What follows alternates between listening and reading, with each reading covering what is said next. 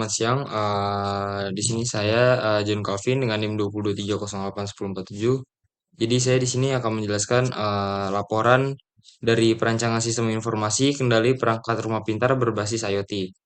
Jadi untuk kelompok saya sendiri itu ada saya dan nanti ada Muhammad dan Trikusuma dan Leonardo.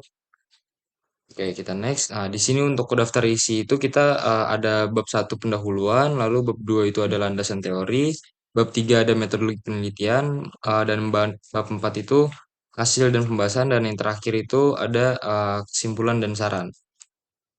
Oke, yang pertama di bab satu pendahuluan ini, di latar belakangnya ini itu mengenai perkembangan teknologi informasi dalam satu dekade terakhir mengalami peningkatan yang sangat pesat, terutama pada bidang IoT. Nah, yang paling dekat di kehidupan kita sehari-hari itu konsep rumah pintar. Nah, rumah pintar ini tuh memungkinkan supaya kita memakai perangkat seperti lampu, kipas angin, kamera keamanan, dan peralatan elektronik lainnya dikendalikan secara otomatis melewati sistem gadget. Lalu implementasi kendali rumah pintar ini kita menghadapi beberapa kendala seperti penggunaan aplikasi yang tidak terintegrasi, keterbatasan akses kontrol, dan belum adanya antarmuka yang mudah digunakan. Karena itu, sistem informasi kendali perangkat rumah pintar yang dirancang secara struktur dan terintegrasi mempunyai penelitian ini difokuskan pada proses perancangan sistem informasinya dengan menggunakan metode ilmiah dan alat bantu permodelan standar. Oke, di tujuan penelitian itu penelitian kami ini bertujuan untuk merancang sistem informasi kendali perangkat rumah pintar yang mudah dan dapat digunakan. Lalu yang kedua itu mengidentifikasi kebutuhan fungsional dan non fungsional dari sistem kendali si perangkat rumah pintar tersebut. Lalu yang ketiga itu membuat permodelan sistem menggunakan DFD dan UML. Lalu yang terakhir menyusun atau merancang database dan antarmuka atau mockup sistem yang sesuai untuk mendukung kendali perangkat kita. Nah, di rumusan masalah ini kita juga mempunyai 4 poin. Gimana sih cara eh, merancang perangkat rumah pintar ini? Lalu di manfaat penelitian kita juga menggunakan manfaat teoris, manfaat praktis, manfaat pengguna, dan manfaat pengembangannya. Lalu di bab 2 landasan teori kita itu mau ngebahas di sini tentang si IoT sendiri. Nah, IoT sendiri ini teknologi yang memungkinkan perangkat fisik yang terhubung dengan internet untuk saling bertukar data dan menjalankan fungsi otomatis tersebut. Fungsi otomatis tersebut itu terdiri dari sensor, aktuator, modul komunikasi, dan platform cloud-nya. Lalu, rumah pintar sendiri ini merupakan konsep yang mengintegrasikan perangkat elektronik dengan sistem otomatis berbasis IoT. Tujuannya itu meningkatkan kenyamanan si pengguna, efisiensi energi, dan keamanan rumah itu sendiri. Lalu, di metodologi pengembang kita atau waterfall, itu yang kita gunakan itu metodenya yang tadi saya bilang waterfall. Eh, mengun- karena kenapa kita menggunakan metode ini? Karena hal ini tuh mendekatkan alur hidup perangkat lunak secara sekuensional, lalu terurut dimulai dari analisis desain, pemodelan, pengujian, dan pemeliharaannya. Nah, di sini kita menyiapkan gambar model waterfall. Oke, di bab 3 ini metodologi penelitian yang akan dilanjut oleh Danar. Halo semuanya, di sini saya akan meneruskan presentasi yang sudah dipresentasikan oleh John Calvin di awal. Kita masuk ke bab 3 metodologi penelitian. 3.1 ini teknik pengumpulan data. Yang pertama tuh ada studi pustaka. Penulis mengumpulkan data dengan mempelajari literatur teknis, datasheet komponen IoT seperti Node MCU dan sensor, serta jurnal penelitian terdahulu yang relevan dengan pengembangan smart home dan protokol komunikasi data. Yang kedua itu ada observasi. Observasi dilakukan terhadap alur kerja sistem, kendali manual yang digunakan pada umumnya. Pengamatan difokuskan untuk mengidentifikasi kelemahan sistem konversial, seperti tidak ada fitur meneting jarak jauh dan inventarisasi pengguna energi akibat kelalaian penghuni rumah dalam mematikan perangkat. Di Kita lanjut ke 3.2. 3.2 ini metodologi pengembangan sistem. Model yang kita gunakan itu adalah waterfall dengan tahapan sebagai berikut. Yang pertama itu ada analisis kebutuhan, yang kedua desain sistem, yang ketiga itu ada implementasi, empat pengujian, dan lima ada pemeliharaan. Kita lanjut kita lanjut di sini bab 4, hasil dan pembahasan. 4.1 analisis kebutuhan. Berdasarkan hasil analisis terhadap sistem lama, ditemukan bahwa pengguna harus berjalan menuju saklar fisik untuk menyalakan perangkat proses bisnis. Sistem lama digambarkan menggunakan BPN sebagai berikut. Jadi di sini eh, pengguna tuh jalan merasakan gelap atau panas, habis itu dia jalan ke saklar dinding. Selanjutnya itu memastikan menyalakan tombol saklarnya, habis itu memastikan nyala atau mati dan selesai. Berdasarkan analisis tersebut, kebutuhan fungsional sistem baru adalah yang pertama tuh sistem harus dapat melakukan login untuk keamanan. Yang kedua, sistem dapat mengontrol perangkat on atau off via aplikasi. Yang ketiga tuh sistem dapat menampilkan status perangkat secara real time.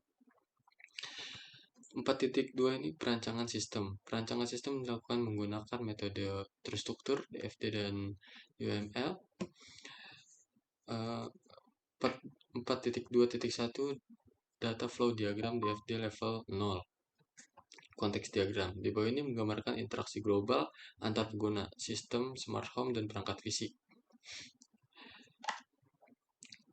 Diagram ini menjelaskan gambaran umum sistem smart home secara keseluruhan.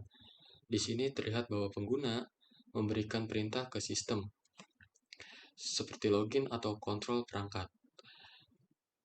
Sistem kemudian mengelola perintah tersebut dan mengirimkannya ke perangkat IoT untuk dieksekusi. Perangkat kemudian mengirim status kembali ke sistem dan status itu ditampilkan oleh pengguna. Jadi diagram ini menunjukkan hubungan utama antar pengguna, sistem, dan perangkat fisik. Nah, lanjutnya ada DFD level 1.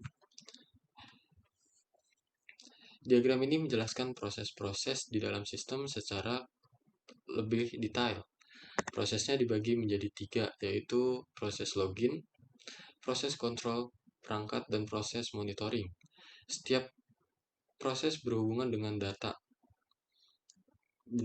store seperti tabel pengguna, tabel perangkat, dan tabel log aktivitas. Dengan diagram ini, kita bisa melihat bagaimana data bergerak dari pengguna, diproses oleh sistem, disimpan atau dibaca dari database hingga akhirnya dikirim ke perangkat IoT. Selanjutnya itu 4.2 use case diagram. Use case diagram ini menggambarkan interaksi fungsional antar aktor dengan sistem yang meliputi kontrol perangkat, monitoring, dan logout. Jadi use case diagram ini menggambarkan fungsi apa saja yang bisa dilakukan oleh pengguna. Aktor utama dalam sistem ini adalah penggunanya. Pengguna dapat melakukan login. Setelah login baru mengontrol perangkat, mau on atau off, dan monitoring status. Setelah itu logout.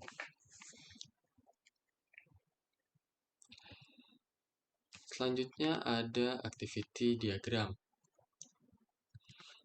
Activity diagram ini menunjukkan alur aktivitas pengguna saat menggunakan sistem. Prosesnya dimulai dari membuka aplikasi, Buka aplikasi, kemudian memasukkan username dan password untuk login. Setelah berhasil login, pengguna ke dashboard yang berisi daftar perangkat. Pengguna dapat memilih perangkat, menyalakan atau mematikannya, dan melihat status perangkat. Diagram ini memperlihatkan langkah-langkah operasional yang dilakukan pengguna dari awal sampai akhir. Jadi kalau misalnya uh, username-nya dan passwordnya tidak valid, dia akan dibalikan lagi, ditolak, habis itu masuk ke username dan password lagi untuk login ulang. Selanjutnya ada sequence diagram. Diagram ini menunjukkan urutan komunikasi antar user, sistem aplikasi database, dan perangkat IoT.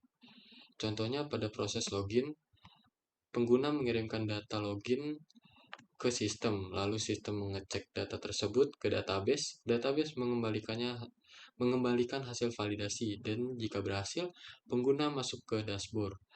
Hal yang sama juga terjadi saat pengguna menyalakan atau mematikan perangkat. Sistem sistem mengirim perintah ke perangkat IoT, kemudian perangkat mengirimkan status kembali kepada sistem dan ditampilkan di aplikasi. Selanjutnya tuh ada kelas diagram. Kelas diagram ini menunjukkan struktur objek dan komponen pembentuk sistem. Beberapa kelas utama yang digunakan antara lain itu ada user, perangkat, dan log aktivitas. Setiap kelas memiliki atribut dan fungsi masing-masing. Diagram ini juga memperlihatkan hubungan antar kelas, misalnya pengguna dapat mengontrol banyak perangkat dan setiap aktivitas dicatat dalam kelas log activity. Diagram ini membantu dalam mendesain struktur program saat sistem implementasi diimplementasikannya nanti. Selanjutnya itu ada IRD. Selanjutnya 4.3 tuh rancangan database dan antarmuka. Di sini ada IRD-nya. Diagram berikut adalah IRD atau Entity Relationship Diagram yang digunakan untuk merancang database. Ada 3 entitas utama yaitu user, perangkat, dan log aktivitas. Diagram ini menunjukkan hubungan antar entitas. Misalnya, satu pengguna bisa melakukan banyak aktivitas, kontrol, dan setiap aktivitas dicatat dalam log.